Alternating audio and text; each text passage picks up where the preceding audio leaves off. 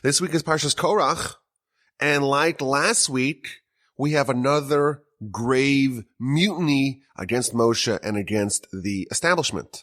Korach, he's Moshe's and Aaron's first cousin. He launches a rebellion against the leadership of Moshe and Aaron.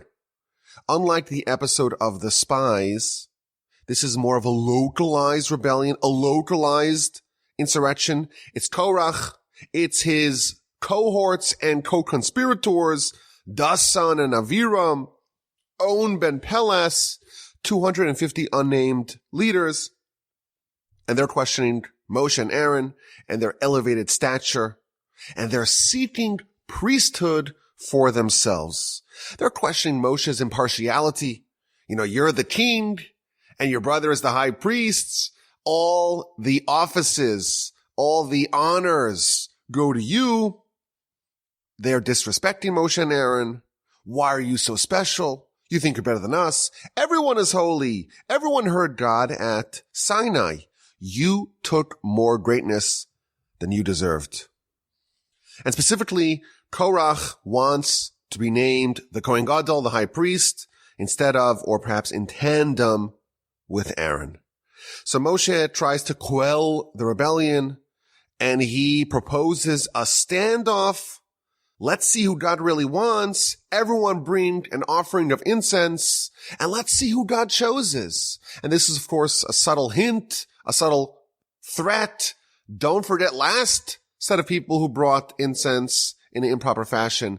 That was, of course, the sons of Aaron, Nadav and Avihu. They brought incense and they died. Moshe is in effect saying, be careful what you wish for. If you choose to go after Aaron and you want something that really God has apportioned to Aaron, it can be deadly for you.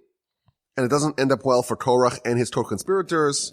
Some of them are burned in a fire. Some of them are swallowed up in a miraculous sinkhole together with their possessions and their family. And when the people launch a complaint, a plague wipes out thousands of the people until Aaron intervenes and he stops the plague with incense. This time the incense is going to save the people, and he stands between the living and the dead, and he halts the angel of death in his tracks. Afterwards, the special role of the Levites and Aaron's individual supremacy as Kohen Gadol is reaffirmed. Every tribe submits a staff with their name on it, and they place it in the tabernacle, and in the morning, they bring it out, and they look at the results, and Aaron's staff has bloomed with flowers and almonds. He's the real deal. He was selected by God to be the Kohen Gadol, and that blossoming, studded staff was preserved for posterity alongside the ark to remind everyone no one should question the legitimacy of the Levites, the tribe of the Levites, and specifically the family of the Kohanim stemming from Aaron. Now we find an interesting verse that relates to all people at all times. In chapter 17, after the beginning of this insurrection is quieted, we read how the fire pans that these 250 co-conspirators of Korach, they used to offer incense, and they died.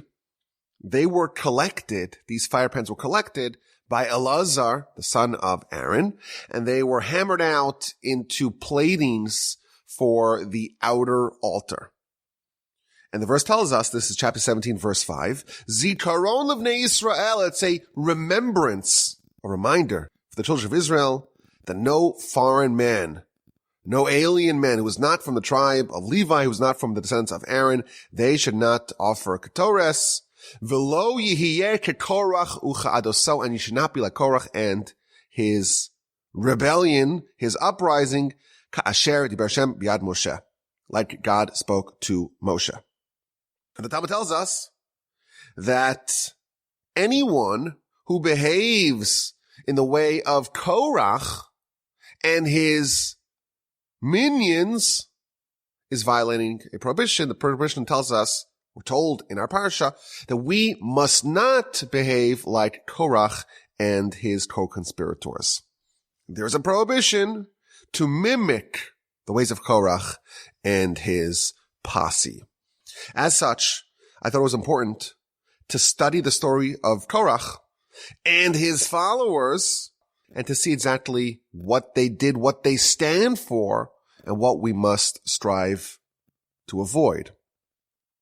And along the way, we're going to learn not only what to avoid, but what to do. Because our parsha tells the story of a dispute.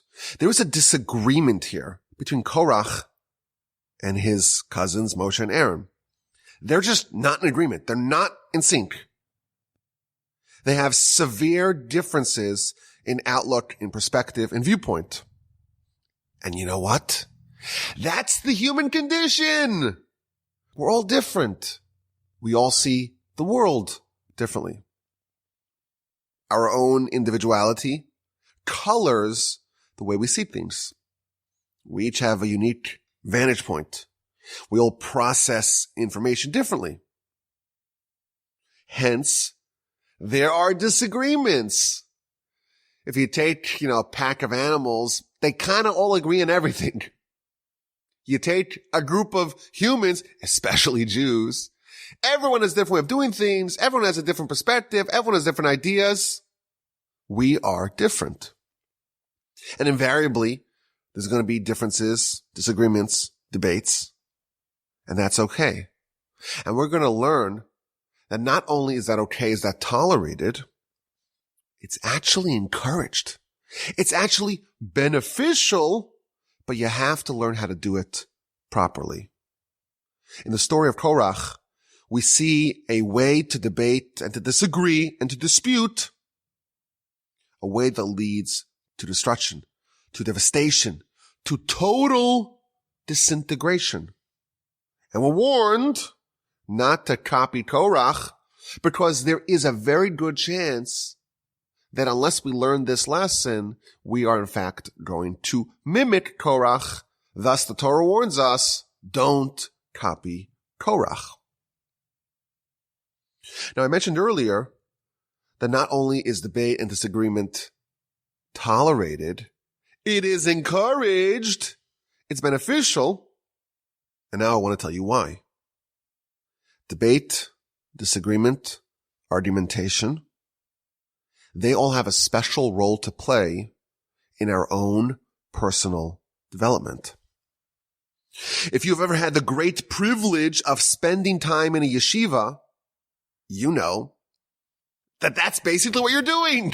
You're debating and arguing and trying to mentally and spiritually spar with your study partner all day. Yeshiva, you could say, is basically a debate club. It's what we're being trained to do. You study with your partner and you argue and you read the Talmud and he understands it one way and you understand it a different way and you just lock horns and duke it out.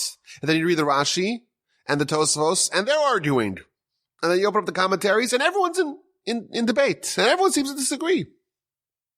And that's encouraged. And there is no effort to create, monochromatic uniformity. There is an emphasis to try to argue it out. And that applies across the board. In the Talmud, in your discussions, in the lecture. If you go to a Talmudic lecture in yeshiva, the lecturer is fair game. It's fair game. If they say something that you disagree with, you are not only entitled, you're encouraged to get up and scream at them and say, I think you're wrong and here's my proof. Debate is at the heart of the yeshiva experience. And that, of course, teaches us to try to think more clearly and to weed out mistakes and to see what are the assumptions and where are the weaknesses and are there any holes or gaps in the logic, in the thinking, and it's all, of course, in pursuit of truth. But I think that there's something actually very deep that's happening over here. All of us are different. We're different. Of course, our nation is different. Even within our nation, there are 12 tribes. There are 12 unique ways to connect to the Almighty. But every individual is completely unique. I know this is one of the ideas that we try to hammer home in the Parsha podcast. Our sages tell us that at Sinai, there were 600,000 different experiences. Every individual experienced the revelation in a way that was bespoke, that was tailored to who they are individually as a soul. Everyone has a different soul. Everyone got a different part of Adam's soul, and therefore Adam's qualities, attributes, and responsibilities. And therefore the revelation that we have of Sinai is tailored to every individual. We each have our own way to experience the connection with the Almighty. Now, of course, as we always stress when we talk about these subjects, that's not to say that someone could opt out of the 613. No, the 613 is universal. Everyone's got to follow the same rules. But what about your role in Torah?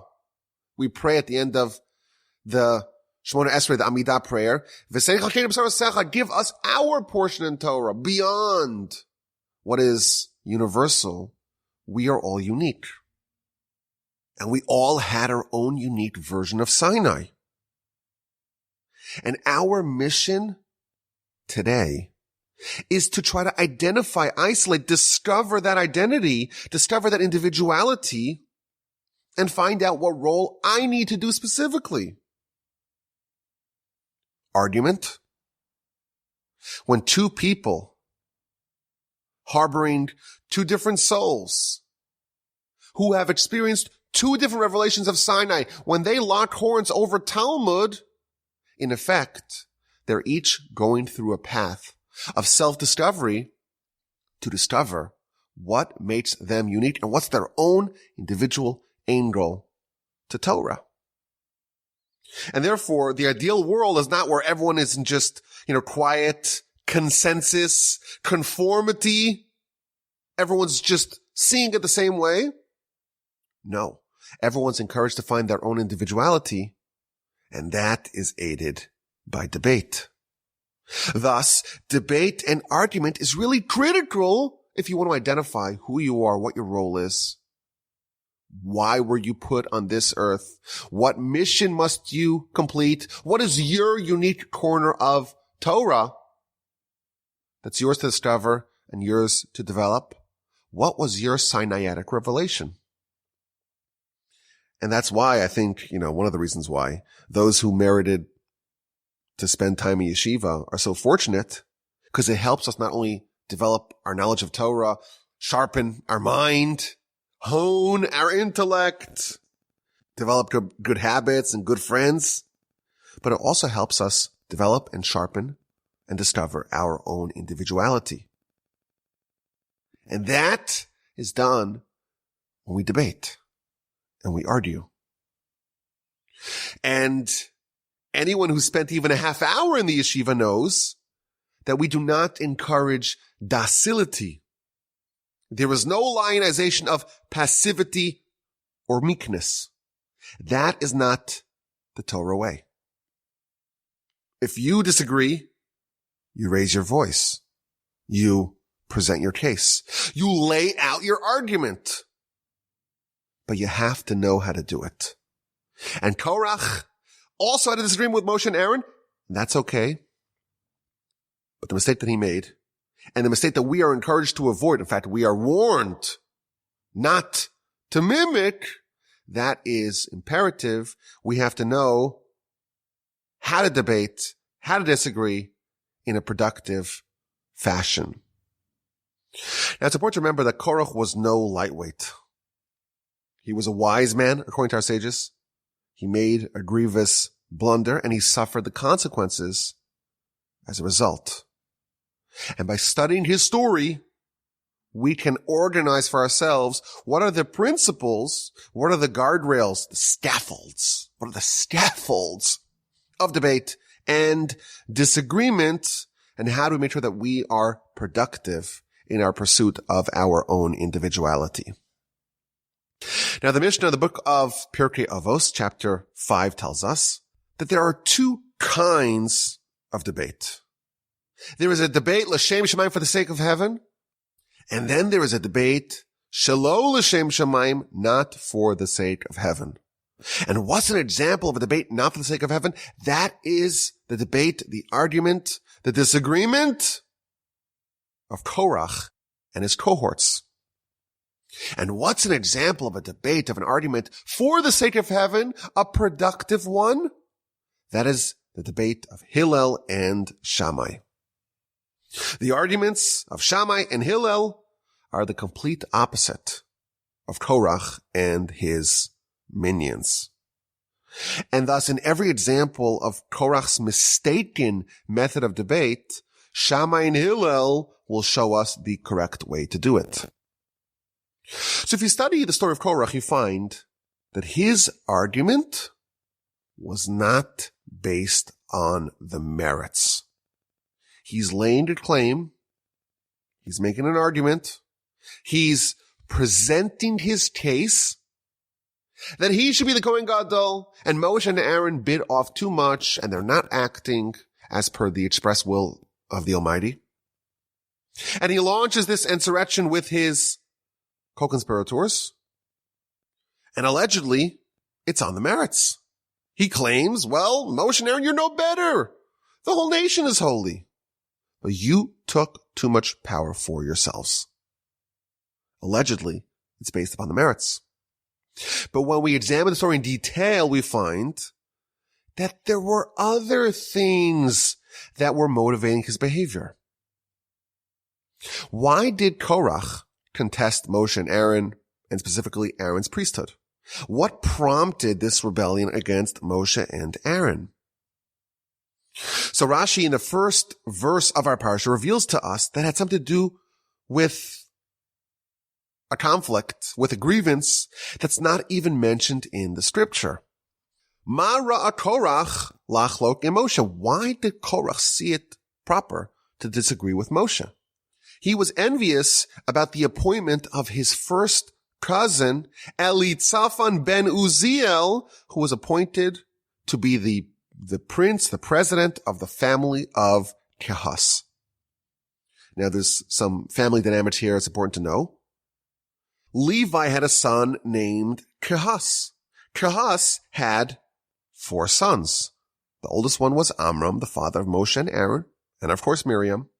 The next one was Yitzhar, the father of Korach. The next one was Chevron, and the youngest son was Uziel, whose son was Elitzaphan. So we have 4 cousins involved in this bigger story.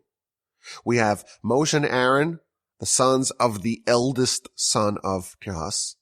We have Korach, the son of the second to oldest son of Kehas.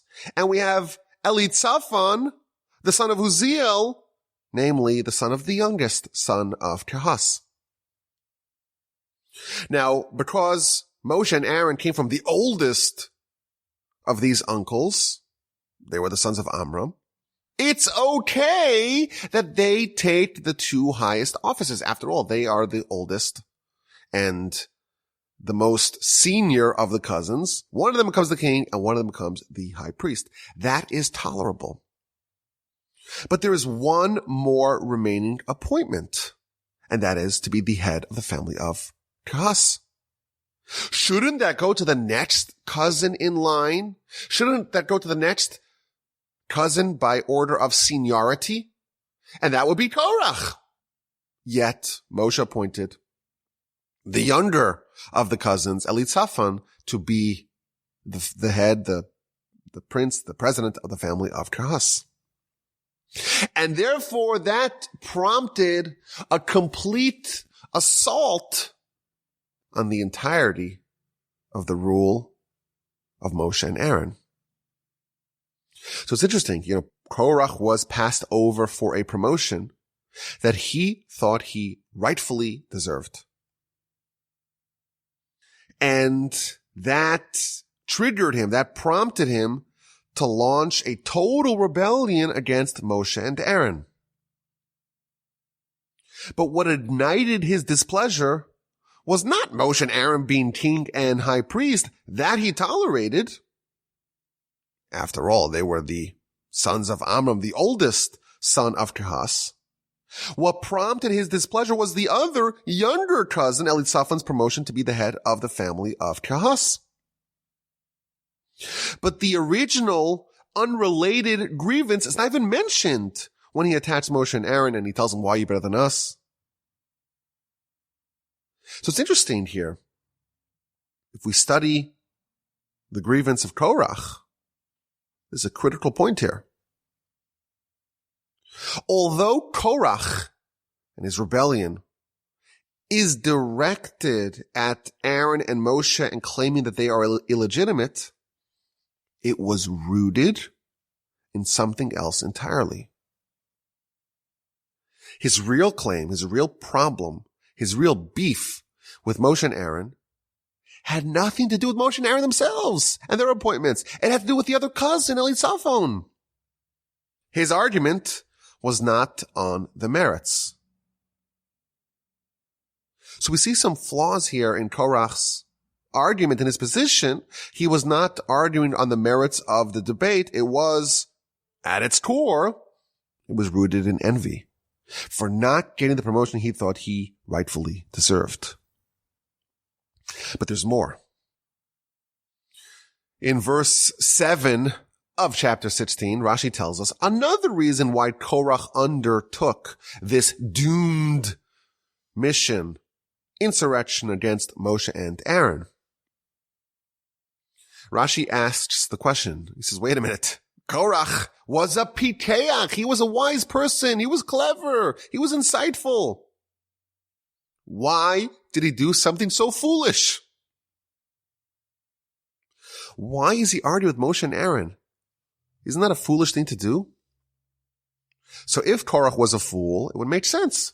Fools do foolish things, but Korach was not a fool. He was wise. So why is the wise person doing such a foolish thing? That is Rashi's question. And his answer is amazing. His answer is that his eyes, Korach's eyes, led him astray. Now, what does that mean? His eyes, his vision was prophetic. And he was able to see a long line of great men descending from him.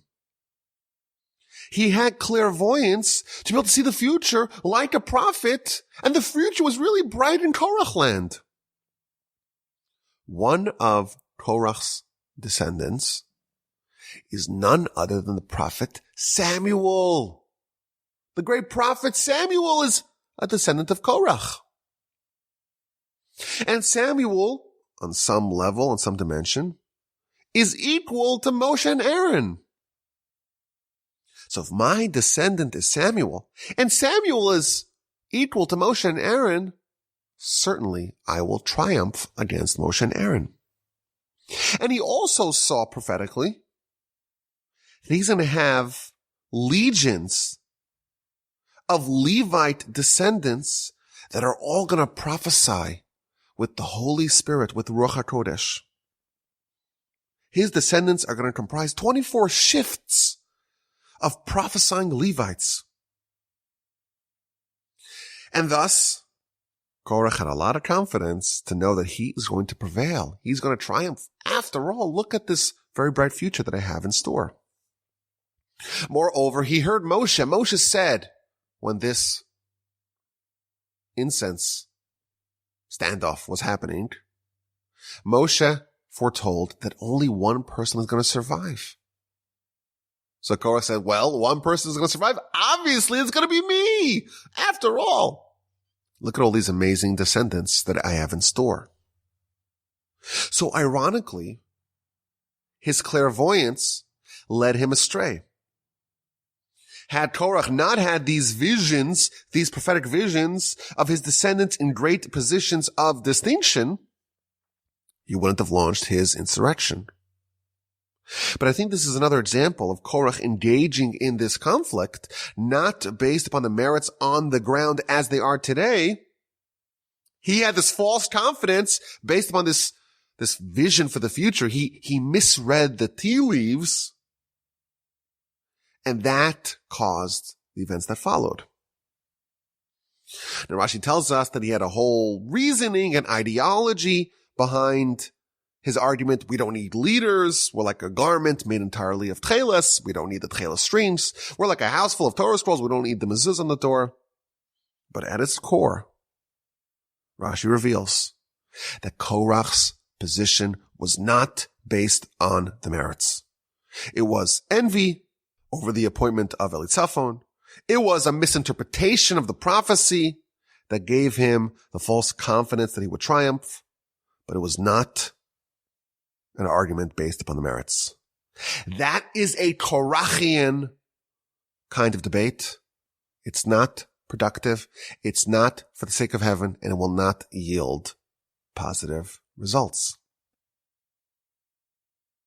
Now, by contrast, we have Hillel and Shammai. Hillel and Shammai and the schools, the academies that they spawned, they debated with ferocity and even virulence and intensity never since seen. The Talmud tells us in the book of Eruvin, page 13b, that the debates were long, intense, and protracted. And for 3 years, the academies of Shammai and Hillel were arguing over the halacha. What is the correct halacha? Is it like the Academy of Shammai, or is it like the Academy of Hillel?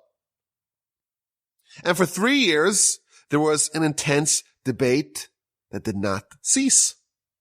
And the only way that debate was quieted, the only way that it was resolved, was by a prophetic voice booming from heaven, announcing to all, Elu va'elu divrei Elokim chaim, these and these are the words of a living God. They're both right. They're both Torah. V'halacha k'beis Hillel. And the halacha follows the Academy of Hillel. And the Talmud asks the question, why does the halacha follow the Academy of Hillel? Both of them are the word of the living God. They both have an equal claim to truth. Why does the halacha follow the Academy of Hillel? So Talmud explains, because they were more bashful and they were more pleasant, and they would teach the words of the Academy of Shammai first, and they would include them in the debate, and therefore the halacha was rendered to be like the Academy of Hillel. But in the future, we're told the halacha will follow the Academy of Shammai. But this Talmud shows us that you can have debate for the sake of heaven, and it can be vigorous and intense. You can have 3 years protracted debate. And that's an example of debate done right. And the Talmud, in fact, brings another debate that lasted only 2.5 years. It was a shorter debate. It was over and done with. It was fast. 2.5 years. They're arguing for years. The greatest minds ever assembled in debate, going at it for years. And that is an example of a debate that's encouraged and that's necessary. But what is the nature of those arguments? It's about the halacha. Which position is correct on the merits? We have 2 groups of sages with nothing to personally gain by winning an argument. No one gets a higher position or accolades or plaudits. It's all about the halacha. Each side presenting their best arguments, debating, arguing on the merits of the subject. And this is an example of the debates of Hillel and Shammai, which are encouraged. And we see how it's in fact not personal. The Talmud tells us that even though they would debate and argue with intensity. For years, there was still collegiality and friendship amongst them. And they would intermarry with each other. They loved each other. Done properly, debate is not personal. It should enhance the relationship, not weaken it. The Talmud tells us that when you study, you have to become so passionately engaged in your study that you could even look at your study partner who's disagreeing with you and say, I hate you. That's okay. But when you're done, what's going to naturally result is that you will love each other even more than before.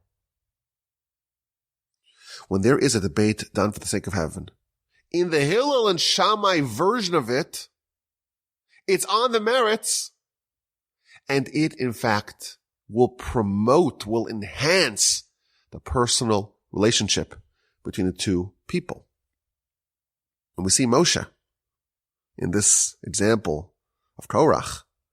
Moshe is speaking softly to them, and he's trying to appease them, and he's trying to remind them of their unique distinction. God elevated you. You're a Levite after all. You're elevated above the rest of the populace. And he tries to reconcile again and again. Moshe is maintaining a close personal relationship all the way through. He's not resorting to any ad hominem attacks. And by contrast, Korach and his bunch, they're attacking Moshe personally. Dathan and Abiram, when Moshe tries to reconcile with them, they attack Moshe personally. What is the marker, the hallmark of a productive debate that helps a person discover who they are and helps them identify their unique soul and discover and retrace their own Sinaitic experience? The marker of such a debate is that it promotes love and harmony and peace and closeness once the debate is over. And then we see another aspect of how to do this properly. There's an amazing Rashi. And if you read it actually quite critically, you'll notice that it seems to be on the face quite troubling. This is in verse 12. Moshe calls the son of Aviram, Dathan and Abiram, the son of Eliav, and they refuse to go meet Moshe. And Rashi tells us, from Moshe's behavior we see that we are not allowed to cling to dispute. Why? Because Moshe, he was actively pursuing peace and reconciliation, and he wanted to make them whole with words of peace. If you read this Rashi critically, you'll notice an apparent inconsistency. Rashi starts off by saying that from Moshe's behavior we see that you cannot cling to strife, to dispute. And then he proves it by saying that Moshe was actively pursuing them to achieve peace. So which is it? From the first words of Rashi, it seems that so long as you don't actively cling to dispute, you're okay. From the latter part of Rashi, it seems that you have to actually pursue actively. You have to pursue reconciliation. Evidently, Rashi is telling us that the requirement to quell and quiet dispute requires us to actively seek reconciliation. In the event that an argument is threatening to spiral out of control, Moshe shows us that even when you're right, you must pursue reconciliation. If you don't, you are clinging to dispute. What Rashi is telling us here is two important points. It's okay, it's encouraged, to have an opinion. It's also okay to argue your opinion. But to cling to the dispute, that is where there's the violation. And what does it mean to not cling to a dispute? It means to actively pursue peace. If you do nothing, that is equivalent to clinging to dispute. We have to actively seek rapprochement. Argumentation is good, even if it's vigorous and intense and protracted.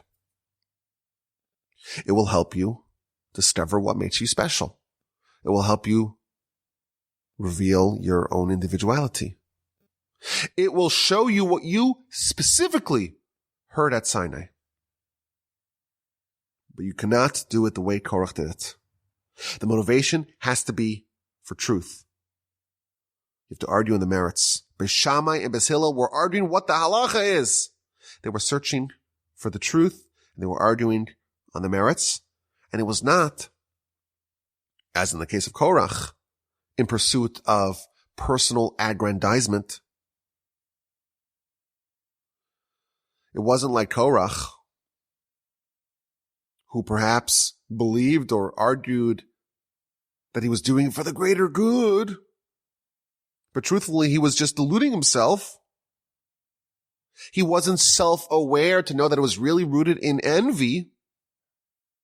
And we see here, looking as outsiders, we see that Korach was really upset about the appointment of Eli Tzafon for one role. And that was the root of his complaint, even though he presented his complaint on a different subject. We have to argue on the merits. And it cannot be ad hominem arguing. A productive kind of debate will improve your relationship. It won't harm it. And after the debate is over, there must be resolution. We have to take steps to create closure and to let it go, to move forward, and to resume peace and harmony, and to restore harmony. And there's a grave danger when there's an argument and there's no meeting of the minds, and it eventually could lead towards strife and discord and disunity and schisms and breaking apart of families, of marriages, of relationships, of partnerships, even of a social fabric of a nation. There could be factionalism, division, discord. It's really awful. And of course, without making any commentary on society, we're not a nation, not as a Jewish nation, not as Americans, even though, of course, we know that there are many, a sizable international audience. And in fact, I'm in Canada right now, so I'm not even in the country because Canada has yet to be annexed, as you know. But we see people disagree about things. And you could have two sides in an argument, and they're not doing it properly. And it leads them to hate the other side. And sometimes not even arguing on the merits of the argument. And once the argument is over, there's no effort to create unity, to restore harmony. I think our parsha is really important. And we learn the importance, the supreme, paramount importance of not just being someone who is, meek, docile, passive, just accepting things, to be totally apathetic to the world, to not care about it. That's not our way. And in fact, we believe that it should be encouraged. We have to discover our own little corner of Sinai greatness, of Sinai specialness. And that's done. That's brought out. Our individuality is brought out when we clash with other people. but it has to be done with respect. Like Beis Shammai and Beis Hillel, they present the other side's arguments first. It has to be done in a way that fosters love. It has to be on the merits. We have to think about our arguments. Are we sure that there's not something else here motivating? That we're not just jumping on a bandwagon? That we're not really upset about something else that's being manifested in this debate? Argue on the merits. Argue in a productive way, in a collegial way, in a respectful way. And once the argument is over, make efforts at reconciliation. That's the format that we find out in our parsha. And that is a way that we can productively debate our way back to Sinai. Okay, let's get to this week's exquisite insight. Are you ready? Let us go. And this insight comes courtesy of the Talmud. One of those sharp, incisive Talmudic statements. This is in the book of Sota, page 13b. It's talking about Moshe and the words that he said to Korach. Berav biser, berav bisruhu. What does that mean? When Moshe was trying to quiet Korach, he tells them, this is in verse 3 of chapter 16, take the fire, bring the incense, we'll have the showdown tomorrow. And the verse ends, Rav lachem b'nei Levi. You have a lot. You're the sons of Levi. You're already special. Why are you seeking more? He's trying to ostensibly comfort them, or at least remind them that they are special. Don't ask for the high priesthood. That is not for you. But the word that he uses is Rav. You have a lot. Says the Talmud. When Moshe wanted to go in the land of Israel, God said to him, Rav lecha, you have a lot. The exact same words that he used, or the same formulation that he used to tell Korach, you're not going to get what you want. God told him, you are not going to get what you want. And Rashi explains, this shows us that God is so severe in his judgment of the righteous, and he was punished, so to speak, for the way he presented the argument to Korach.